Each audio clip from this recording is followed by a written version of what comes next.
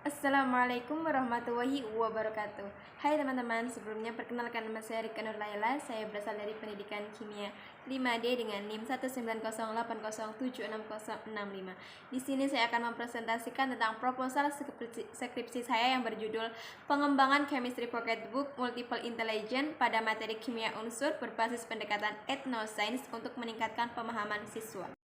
Pada proposal skripsi terdiri dari 3 bab. Bab pertama adalah pendahuluan, bab kedua adalah kajian pustaka, dan bab 3 adalah metode penelitian. Bab 1 pada proposal skripsi terdiri dari latar belakang, kemudian yang kedua ada identifikasi masalah, yang ketiga ada pembatasan masalah, yang keempat ada rumusan masalah, yang kelima ada tujuan pengembangan, dan keenam ada manfaat penelitian.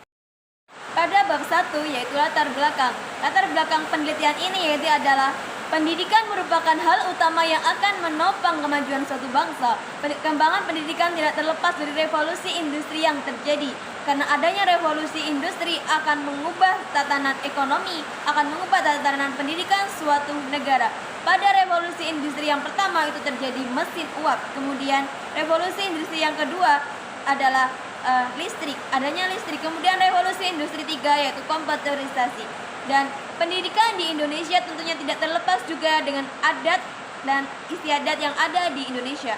Kurikulum yang berlaku di Indonesia dimulai dari kurikulum nasional yang berorientasi pada kuantitas daripada kualitas. Karena pada zaman penjajahan yang setelah penjajahan masih minim orang yang bersekolah. Menurut Dipto Adi tahun 1999. Kurikulum memiliki peranan penting karena kurikulum menjadi petunjuk penuntun di dalam pengimplementasian pada proses pembelajaran. Kurikulum berdasarkan Undang-Undang Sistem Pendidikan Nasional Nomor 20 Tahun 2003 yaitu kurikulum sebagai suatu alat atau seperangkat rencana dan pengaturan yang digunakan sebagai pedoman dalam penyusunan kurikulum tingkat satuan pendidikan beserta silabusnya pada tiap satuan pendidikan. Perubahan kurikulum yang terjadi dipengaruhi oleh banyak faktor, di antaranya adalah pertumbuhan pesat penduduk serta aktivitas dari waktu ke waktu, dan perkembangan iptek yang sangat pesat. Perubahan kurikulum diharapkan menjadi jawaban dari tantangan tiap zaman. Kurikulum tidak memiliki patokan tahun berlaku, karena kurikulum bersifat dinamis dan terus berkembang sesuai dengan perubahan-perubahan yang terjadi. Kurikulum dalam waktu satu dekade ini yaitu KTSP dan 2013. Kurikulum 2013 merupakan kurikulum terbaru yang ada di Indonesia. Kurikulum ini diterapkan pada tahun ajaran 2013-2014. Kurikulum 2013 dibuat dengan mengembangkan, menyeimbangkan, mengintegrasikan, dan memperkuat sikap pengetahuan keterampilan yang terangkum dalam KI 1 yang berupa sikap spiritual, KI 2 yang berupa sikap sosial, KI 3 yang berupa sifat pengetahuan, dan KI 4 yang berupa sikap keterampilan. Perubahan yang ada di kurikulum 2013 ini yaitu standar kompetensi lulusan, yaitu dengan adanya peningkatan hard skill dan soft skill dengan mengasah aspek sikap, keterampilan, dan pengetahuan. Kurikulum 2013 diterapkan di semua jenjang pendidikan, mulai dari PAUD, TK, SD, SMP, dan SMA. Kurikulum 2013 ini telah diimplementasikan pada pendidikan anak usia dini yang berdasarkan kajian teoritis, empiris, yuridis, dan sosial, serta budaya, menurut Direktorat Pendidikan PAUD. Kurikulum 2013 mulai dari tingkat pendidikan dasar, menengah, atau atas dilakukan dengan pendekatan ilmiah atau scientific approach. Pembelajaran di masa lalu belum sepenuhnya didasari oleh pendekatan ilmiah, dengan sikap ilmiah, metode, dan keterampilan ilmiah.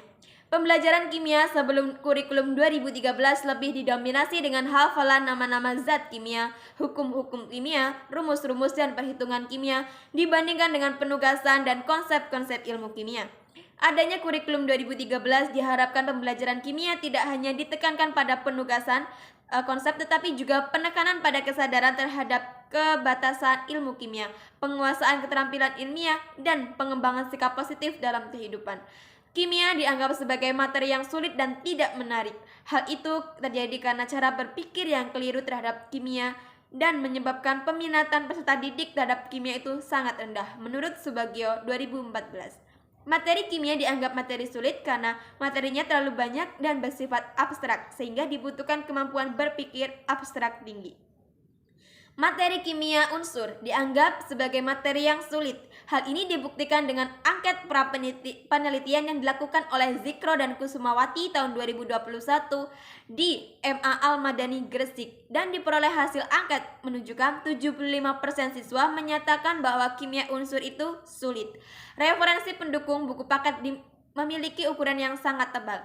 Buku teks kurikulum 2013 juga masih memiliki ukuran yang sangat tebal dan kurang praktis ketika dibawa ke mana-mana. Berdasarkan hal tersebut dan berdasarkan lapangan, materi ajar di sekolah terutama di SMA ini memiliki ukuran yang tebal, buku yang tebal, dan kurang menarik sehingga kurang efisien ketika dibawa ke mana-mana. Identifikasi masalah pada penelitian kali ini yaitu rendahnya motivasi siswa SMA membawa buku paket ke sekolah, kemudian kasus siswa SMA yang sering meninggalkan buku paket di laci, kemudian kasus siswa yang sulit memahami materi kimia, terutama materi kimia unsur. Pembatasan masalah pada penelitian kali ini yaitu agar penelitian dapat dilakukan secara fokus dan sempurna serta mendalam, maka variabelnya perlu dibatasi. Oleh karena itu, penulis membatasi diri hanya berkaitan dengan karakteristik buku saku berbasis multiple intelligence dan pendekatan etnoscience, korelasi buku saku dengan tingkat pemahaman siswa di suatu daerah X dengan materi kimia unsur. Tingkat pemahaman dipilih karena digunakan sebagai tolak ukur keberhasilan chemistry pocketbook multiple intelligence berbasis pendekatan etnoscience ini. Rumusan masalah pada penelitian kali ini yang pertama adalah bagaimana karakteristik chemistry pocketbook multiple intelligence berbasis pendekatan etnoscience pada materi kimia unsur. Yang kedua, bagaimana kelayakan chemistry pocketbook multiple intelligence berbasis pendekatan etnoscience pada materi kimia unsur. Yang ketiga, apakah terdapat korelasi antara chemistry pocketbook multiple intelligence berbasis pendekatan etnoscience pada materi kimia unsur dengan tingkat pemahaman siswa. Hal itu dapat dilihat dari nilai ulangan dari kelas yang diberikan tambahan pocketbook, kelas kontrol, dan kelas variabel. Tujuan pengembangan dari penelitian kali ini yaitu adalah menganalisis karakteristik chemistry pocketbook multiple intelligence berbasis pendekatan etnoscience pada materi kimia unsur, kemudian menganalisis kelayakan chemistry pocketbook multiple intelligence berbasis pendekatan etnoscience pada materi kimia unsur. Yang ketiga, menganalisis korelasi antara chemistry pocketbook multiple intelligence berbasis pendekatan etnoscience pada materi kimia unsur dengan tingkat pemahaman siswa. Manfaat penelitian pada kali ini yaitu yang pertama ada manfaat teoritis, yaitu untuk mengembangkan media pembelajaran chemistry pocketbook multiple intelligence berbasis pendekatan etnoscience pada materi kimia unsur. Untuk mengetahui kelayakan media pembelajaran chemistry pocketbook multiple intelligence berbasis pendekatan etnoscience pada materi kimia unsur. Untuk mengetahui korelasi chemistry pocketbook multiple intelligence berbasis pendekatan etnoscience pada materi kimia unsur terhadap tingkat pemahaman siswa. Kemudian manfaat yang kedua yaitu manfaat praktis bagi sekolah. Sekolah dapat meningkatkan kualitas pembelajaran dan prestasi sekolah serta menambah referensi pembelajaran. Untuk pendidik, guru dapat menggunakan media pembelajaran chemistry pocketbook multiple intelligence berbasis pendekatan etnoscience sebagai tambahan referensi dalam pembelajaran. Buku saku kimia multiple intelligence berbasis etnoscience ini dapat mempermudah guru dalam menyampaikan materi pembelajaran. Bagi peserta didik, manfaatnya yaitu peserta didik atau siswa dapat memahami materi kimia unsur dengan mudah melalui buku saku kimia multiple intelligence berbasis etnoscience.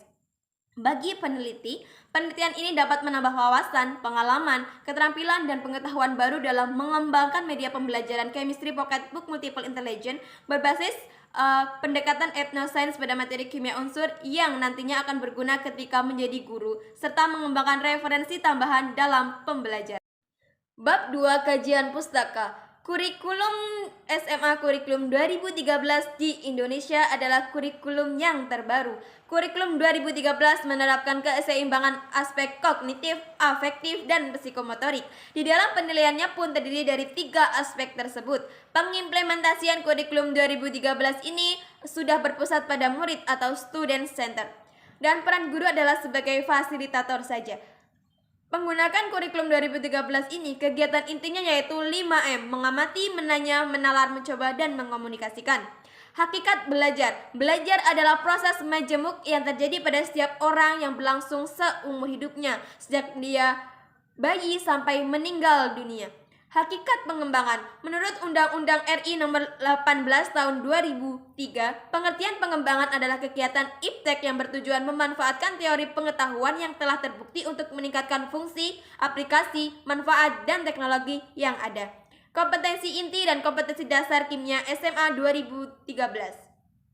Kimia adalah cabang ilmu pengetahuan alam yang diperuntukkan untuk siswa jenjang SMA atau SMK atau MA dan sederajat. Pembelajaran kimia berpendekatan saintifik pada kurikulum 2013 ini bertujuan agar siswa dapat membentuk sikap positif serta mengagungkan kebesaran Tuhan Yang Maha Esa serta memiliki sikap ilmiah, sistematik, dan meningkatkan kemampuan intelektual siswa. Media pembelajaran buku saku atau pocketbook. Menurut KBBI, buku saku atau pocketbook adalah buku yang memiliki ukuran kecil yang dapat disimpan di dalam saku dan dapat dibawa kemana-mana. Buku saku berbentuk media cetak yang dapat digunakan dalam pembelajaran. Bentuk penyajian buku saku ini lebih ringan dan ringkas, serta praktis ketika dibawa kemanapun. Pembelajaran berbasis multiple intelligence. Menurut Gordon, dapat disimpulkan bahwa kecerdasan setiap siswa tidak dapat diukur berdasarkan hasil tes IQ saja, tetapi dapat dilihat dari kemampuannya dalam memecahkan masalah yang kreatif. Gordon merevisi teori dengan berbagai kecerdasan menjadi 9 tipe kecerdasan, yaitu linguistic intelligence, logical mathematic intelligence, musical intelligence, spatial intelligence, budiri kinesthetic intelligence, natural intelligence, intrapersonal intelligence, dan interpersonal intelligence, serta existential intelligence. Kelebihan dan kelemahan pembelajaran berbasis multiple intelligence yaitu penerapan pembelajaran berbasis multiple intelligence ini dapat memiliki kekurangan dan kelebihan. Kelebihannya yaitu model pembelajaran ini dapat berpengaruh positif terhadap performa akademik siswa. Kelebihan lainnya yaitu kurikulum lebih diperdalam sehingga menjadi pengalaman belajar serta menstimulasi profil multiple intelligence siswa. Masalah-masalah tingkah laku siswa juga dapat dikurangi. Self concept mereka mengingat, keterampilan memimpin dan kerjasama berkembang, serta kecintaan siswa terhadap belajar itu lebih meningkat. Pembelajaran berbasis etnoscience. Etnoscience menurut Rahayu dan Sudarmin tahun 2015 adalah kegiatan mentransformasikan sains asli dengan sains ilmiah. Sains asli adalah sains yang berkembang di masyarakat yang diperoleh dari budaya masyarakat setempat. Kelebihan dan kekurangan pembelajaran berbasis etnoscience. Kelebihannya yaitu pembelajaran berbasis etnoscience ini dapat meningkatkan kualitas pembelajaran karena menggunakan aspek budaya lokal dalam pembelajaran sehingga siswa lebih memahami. Kelemahan dari pembelajaran ini yaitu pembelajaran berbasis etnoscience ini salah satunya yaitu sulit dalam menyeleksi tema yang kompleks, cenderung merumuskan tema yang dangkal dan kurang bermanfaat bagi siswa. Materi kimia unsur.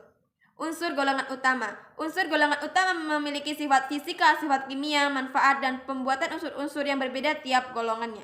Golongan utama terdiri dari 8 golongan, yaitu alkali, alkali tanah, boron, karbon, nitrogen, oksigen, dan halogen, serta gas mulia.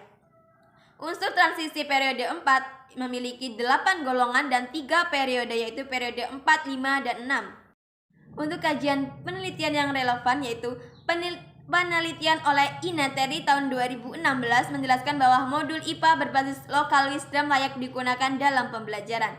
Penelitian oleh Arafi Nawati dan kawan-kawan tahun 2016 menunjukkan bahwa model pembelajaran kimia berbasis etnoscience dapat meningkatkan hasil belajar siswa sebesar 40,1% dan kemampuan berpikir kritis 17,0%. Penelitian oleh Lamena tahun 2013 yang berjudul Pembelajaran Matematika dengan Multiple Intelligence untuk menumbuhkan nilai karakter menunjukkan bahwa pembelajaran multiple intelligence ini dapat mempermudah siswa untuk memahami suatu materi pembelajaran. Kemudian penelitian oleh Setiawan yang berjudul Pembelajaran Matematika yang mengacu multiple intelligence dari materi statistika kelas 11 IPS SMA N2 Batu menunjukkan bahwa hasil belajar siswa setelah penerapan multiple intelligence dalam pembelajaran matematika ini mendapatkan hasil ketuntasan individu belajar klasikal sudah di atas SKBM yaitu sebesar 96,55%. Kemudian penelitian oleh Gustina Riza, Amrul Bahar, dan Hermansyah tahun 2021 pengembangan buku saku kimia berbasis mind mapping materi hidrolisis garam kelas 11 SMAN 1 Bengkulu Tengah menunjukkan bahwa buku saku berbasis mind mapping ini menarik perhatian siswa sehingga meningkatkan prestasi siswa dilihat dari nilai yang diperoleh. Kemudian penelitian oleh Etika Juniari dan Tuti Widiawati tahun 2015. Pada penelitiannya yang berjudul Pengembangan Buku Saku Berbasis Mind Mapping dan Multiple Intelligence Materi Jamur di SMAN 1 Selawi menunjukkan bahwa buku saku berbasis mind mapping ini dapat menunjukkan peningkatan kemampuan siswa berpikir kritis pada kelas eksperimen yang diberi perlakuan pembelajaran dengan model direct interaction berbasis etnoscience. Kemudian untuk penelitian oleh Wikwik Samswita Itin tahun 2016 yang berjudul Kelayakan Media Buku Saku Submateri Manfaat Keanekaragaman Hayati di kelas 10 SMAN Mandor menjelaskan bahwa media buku saku dinyatakan layak sebagai media pembelajaran pada subbab materi tersebut dengan tingkat rata-rata kevalitan yaitu sebesar 3,6. Penelitian oleh Muhammad Nur Syamsu dan temannya tahun 2018 yang berjudul Pengembangan Buku Saku Personal Book berbasis Engine of Motorcycle pada pokok bahasan hidrokarbon di SMAN Santo Paulus Manokwari menyatakan bahwa buku saku hidrokarbon berbasis Engine of Motorcycle layak digunakan sebagai dengan nilai validator 84,21%, kepraktisan buku 89,88%. Kerangka berpikir pada penelitian kali ini yaitu analisis kurikulum yang ada, kemudian analisis kebutuhan siswa, materi pembelajaran kimia, serta rumusan tujuan unsur. Kemudian perencanaan desain buku saku dalam bentuk kerangka. Kemudian pembuatan buku saku, validasi dan revisi buku saku, kemudian uji coba produk, serta mengukur kelayakan buku saku. Kemudian buku saku menghasilkan produk buku saku kimia unsur. Buku saku kimia adalah media pembelajaran yang praktis dan ringkas. Tampilannya juga menarik serta menggunakan multiple intelligence dan pendekatan etnoscience yang diharapkan siswa lebih mudah memahami dan menyerap ilmu. Penyusunan buku saku multiple intelligence berbasis etnoscience dilakukan pengamatan dan pengumpulan data mengenai kebutuhan siswa. Selanjutnya dilakukan pembuatan buku saku yang divalidasi oleh beberapa ahli materi, ahli media, dan guru dan kemudian melakukan revisi produk. Setelah direvisi maka dilakukan implementasi media dengan uji coba lapangan. Kerangka berpikir dalam penelitian kali ini sudah dijelaskan tadi. Bab 3 yaitu metode penelitian, model pengembangan.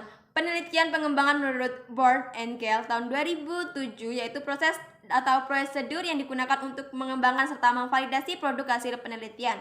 Pada penelitian kali ini digunakan teknik pengembangan 4D yang direduksi menjadi 3D. 4D yaitu pendefinisian, desain, perancangan, develop, pengembangan, dan disseminate atau penyebaran. Pada penelitian kali ini hanya dilakukan 3 tahap yaitu define, design, dan develop. Hal itu dikarenakan keterbatasan dari peneliti. Prosedur pengembangan yaitu dilakukan dengan cara yang pertama research and information collecting yaitu penelitian dan pengumpulan data, kemudian planning, perencanaan, serta ketiga develop preliminary form of product atau pengembangan draft produk. Yang keempat adalah uji coba lapangan. Ya, kemudian yang kelima adalah revisi hasil uji coba. Yang keenam adalah uji coba lapangan. Pada desain uji coba, penelitian ini merupakan penelitian pengembangan yang bertujuan mengembangkan media pembelajaran berupa buku saku. Produk yang dihasilkan dalam penelitian ini yaitu berupa chemistry pocket book multiple intelligence berbasis pendekatan etnoscience pada materi kimia unsur. Model pengembangannya yang digunakan yaitu model EDDI yang dikembangkan oleh Dick and Carey tahun 1996. Tahapannya yang pertama ada tahapan analisis, yang kedua ada desain, yang ketiga ada develop, yang keempat ada implementation, dan yang kelima ada evaluasi atau evaluation. Kemudian untuk subjek uji coba, penelitian dilakukan pada siswa SMA di suatu sekolah yang telah menerima materi kimia unsur. Sampel yang digunakan yaitu 30 siswa yang terdiri dari 2 kelas, yaitu kelas yang dijadikan kelas kontrol atau tidak diberi buku saku dan kelas lainnya yang diberi buku saku. Pemilihan sampel dilakukan dengan teknik sampling purposive, yaitu dengan cara mengambil data dengan pertimbangan tertentu. Teknik dan instrumentasi pengumpulan data yang pertama ada observasi, kemudian ada wawancara, ada angket, ada tes, dan ada dokumentasi. Teknik analisis data yang pertama ada data validasi. Data validasi diperoleh dari hasil validasi produk dan validasi materi oleh ahli guru serta ahli materi serta analisis data tanggapan melalui wawancara, angket, dan tes. Kemudian untuk data penilaian produk itu dapat dilihat dari hasil penilaian dari ahli dan guru kimia, dari wawancara, observasi yang merupakan nilai kualitatif dijadikan data nilai kuantitatif lalu dihitung dan diubah kembali menjadi data kualitatif sehingga diperoleh nilai kualitas buku saku. Tahapan yang dilakukan yaitu hasil penilaian oleh dosen, ahli, dan guru kimia dapat yang masih berbentuk huruf diubah menjadi skor sesuai dengan ketentuan yang dapat dilihat pada tabel. Dapat dilihat ya bahwa ada skor rata-rata tiap indikator, yaitu adalah jumlah skor total tiap indikator dibagi jumlah reviewers. Dan langkah selanjutnya yaitu mengubah skor rata-rata menjadi nilai kualitatif sesuai dengan kriteria kategori penilaian. Bisa dilihat ya bahwa rentang beberapa itu dinilai sangat baik, baik, cukup, kurang, dan kurang, sangat kurang begitu. Kemudian langkah selanjutnya yaitu menghitung persentase keidealan kualitas buku saku kimia pada aspek dengan rumus persen keidealan setiap aspek sama dengan skor rata tiap aspek kali 100% dibagi dengan skor maksimal ideal tiap aspek. Kemudian langkah selanjutnya yaitu menghitung persentase keidealan kualitas buku saku kimia secara keseluruhan dengan rumus persen keidealan keseluruhan sama dengan skor rata seluruh aspek dikali 100% dibagi skor maksimal ideal tiap seluruh aspek. Untuk berbagai data nilai penilaiannya dapat dilakukan berbagai cara, bisa dilihat ya dengan slide-slide berikut ini.